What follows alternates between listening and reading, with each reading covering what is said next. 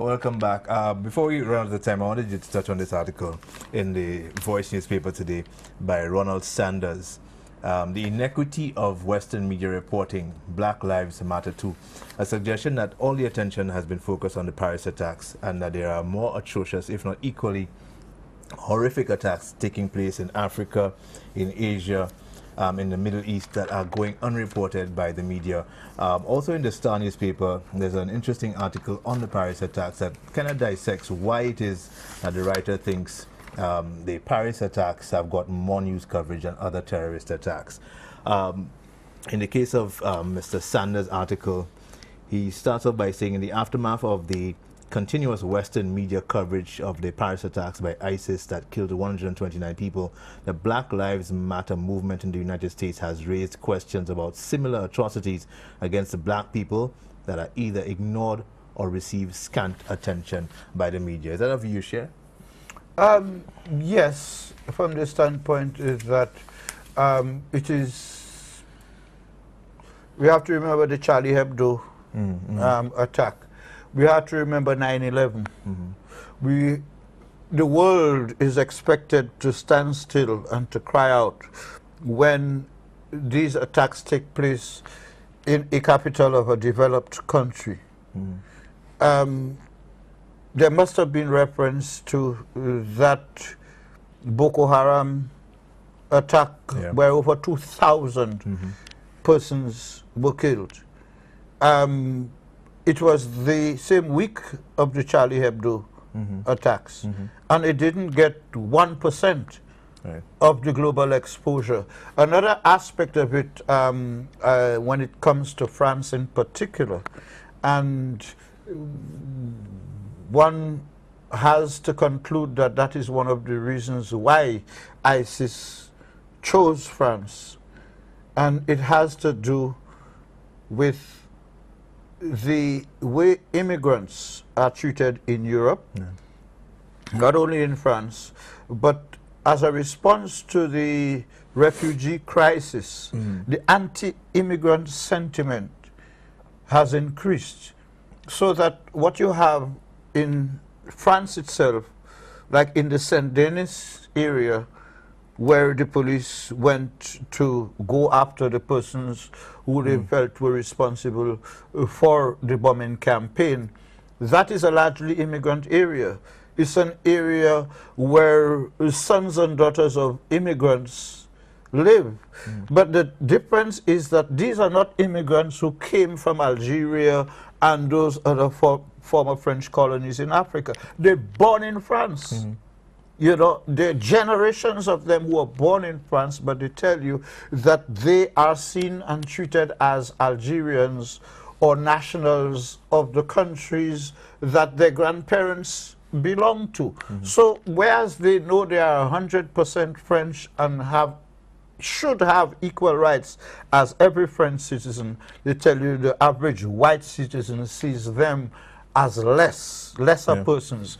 And it is in that context that persons like that who cannot find their way in their own country, the land of their birth, that makes it possible and easier for them to be offered whatever is being offered by the likes of ISIS, etc., to the extent that the Western world today is traumatized by the numbers of thousands of Europeans and Americans who have crossed borders to go down to Syria, between Syria and Iraq, to get trained by ISIS, and they are returning, which is what was said to have been the case with the guy who was alleged to have been the leader of this last thing in France. Now, look at the way in which these terror campaigns are being carried out. ISIS hit the Russian aircraft because they wanted to hit back at Russia for assisting Assad in getting at them. And they have now said very clearly, next is Washington. Now, as a consequence of that, we find the Americans more willing to work with the Russians in Syria. You find the French calling on the Russians and the United States to join them and Britain to go after ISIS. And the third very interesting one was the president of France was able to announce within 2 days after that France had stepped up its number of attacks against ISIS. So the question is, did ISIS only deserve those increased number of attacks after the attack in Paris? To what extent was France prepared to be part of a coalition against ISIS before having been targeted? You know, the West didn't like the idea that the Russians came in the Syrian skies, but eventually the Americans and the Russians agreed to have sky maps to avoid their planes knocking each other. They started to share information. And what we're seeing coming out of the ISIS attacks is the building of another world coalition, Western coalition. This time would include Russia. To do what? To destroy ISIS. In order to destroy ISIS, you have to destroy part of Syria and part of Iraq. And it is the consequence of those interventions, those military interventions abroad, in Syria, in Libya, in Egypt. These are the places where the droves of refugees arriving in Europe are coming from. Basically, what is being said is that, hello, you mash up our country and made it impossible for us to continue to live in our own countries, so you owe us at least the opportunity to start a new life. But what is happening, the countries in Europe in particular that were prepared to be part of the Arab Spring and to lend their arms and sell their arms and send their soldiers, they did not foresee that backlash. And what is happening now is that the likes of ISIS are using that open door policy for accepting refugees to plant their own persons to go into these European countries as sleepers to be awoken when the likes of the Paris attack is ready. I think one of the things it has done is to teach us that ISIS is the reach of ISIS is a lot farther than anyone might have imagined, that they are more sophisticated in their tactics than we might have imagined. But I'm also concerned about what was pointed out in that article about the media's role. And to a degree, I understand it's like the Olympics. We get our Olympic coverage from the United States. So while we might... We're back in Americans. While we might want to see other sports, unless Americans are involved in those sports, we will be deprived of seeing it. So naturally, if you're exposed to CNN and NBC and CBS, they're going to give you stories that...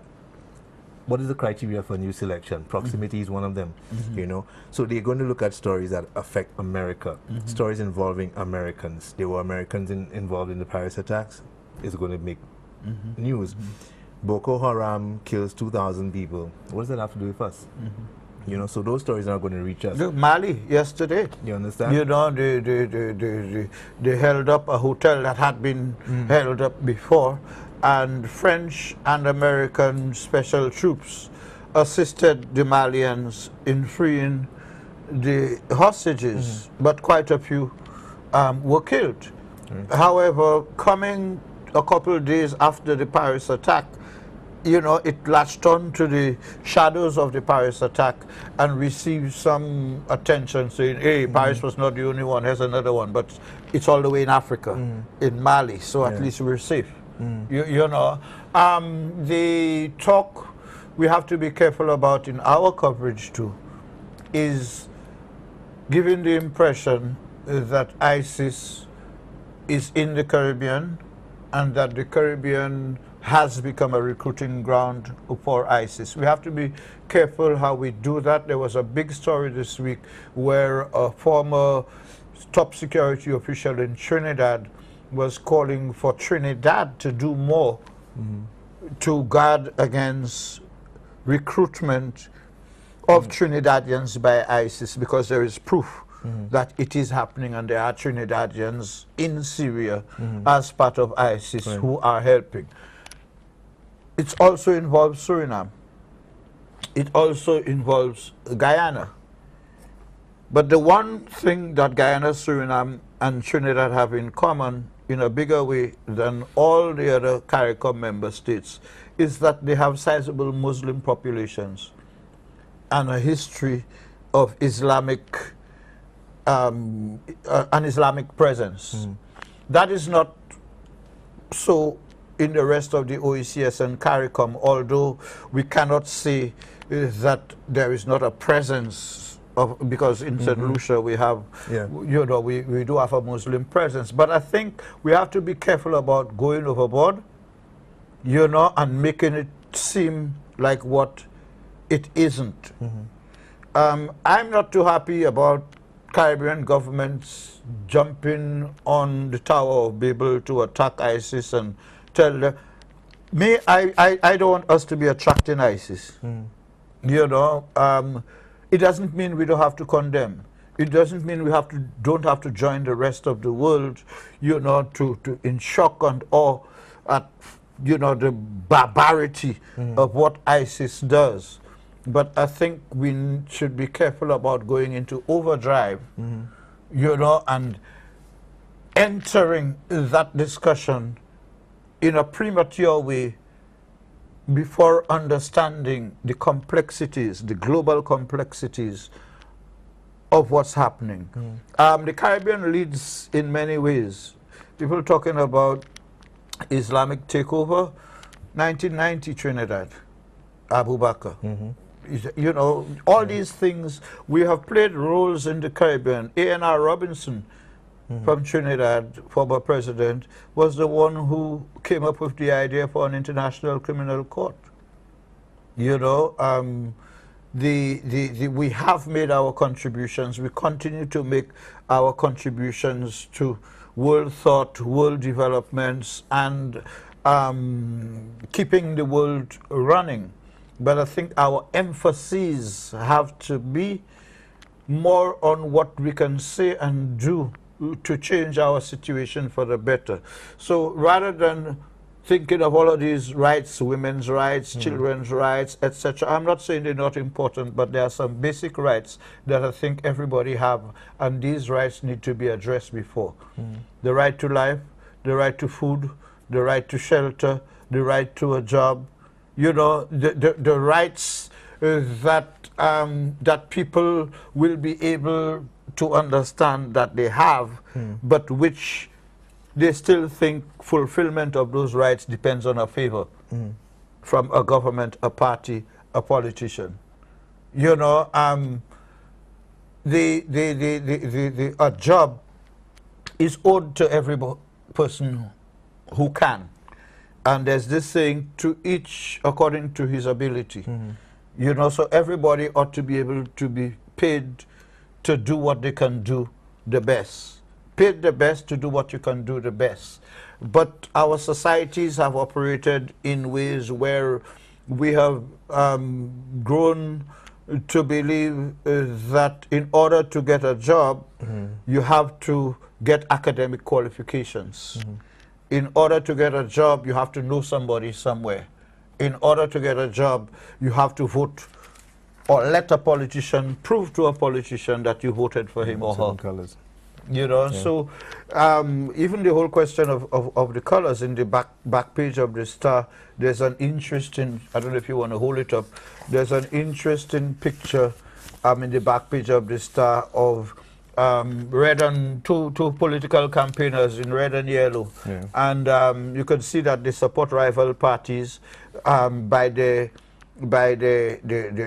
colors, but their hands in neck and they're jumping up, you know, as friends. And that's ahead of elections in St. Vincent. But that's not St. Lucia. I was going to say that's in St. Vincent. Now it's just about colors. You know, the thing about colors. I mean, I know labor rights who's not going to wear a yellow shirt. You know, I know UWP supporters not going to wear red lipstick. You know, I went to the market this morning with a pink shoe. You know, and a guy comes up to me and says, well, Buske, you really brave? I say, well, what I brave about? I always brave. What happened? You come in tongue with a pink shoe? I say, what's wrong with my pink shoe? It's dirty? He said, no, you know, a pink shoe is an admission that you gay. I say, well, I'm not gay, but I'm not going to walk barefoot neither. You know, pink is also the color for cancer. Pink, you know, there are so many other things that pink is associated with. But I have a pink shoe, and I'm supposed to be admitting that I'm gay. Well, I'm not. So the whole question of what we do and say about colors, I have one eternal memory of Julian Monroe's during the period when the Labour Party was in opposition and the unions were marching for the Labour Code. I remember distinctly there was a front page picture in the Star with Julian Monroe's with a yellow shirt, when everybody knew he was a Labourite. You know, now what was the message there? You know, I would have stayed clear of either red or yellow. Mary Isaac used to be Labour, wanted to be a candidate against Guy Joseph, didn't get through. Then when she made her transition to the Flambeau and invited Mr.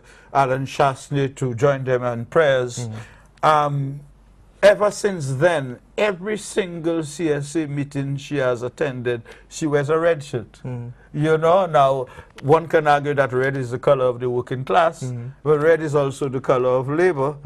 And if she, as a UWP, continues to wear red, then there's either a message being sent or she's oblivious to how we react to colors. So I think the whole color thing, colors were supposed to be for your official symbol for election purposes.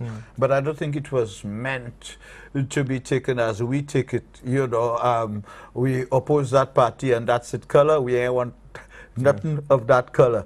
Or, you know, I support the UWP, so I buy a new car, I buy a yellow car. Yeah. You know, I've been criticized for wearing red ties and yellow ties one after the other, suggesting that I somehow politically. It has nothing to do with that. It's just that's what my hands land on. It's a fashion choice, not a political affiliation or reflection of a political affiliation. We have time for coffee? No, we are out of time. Okay. Well, coffee is some time away. So we still have time to touch on it next week. Perhaps we should make it our lead for next week. Yeah, but until then, thank you, Mr. Buske, for being here. Always a pleasure. Always thank you a for pleasure. watching. We'll be back here next week. Hopefully, we've been given a couple of promises to be joined by some other colleagues from the media. So hopefully they'll fulfill those promises and we'll have a wider panel come next week. So join us then for another Press Club. Until then, have yourselves a safe and enjoyable weekend.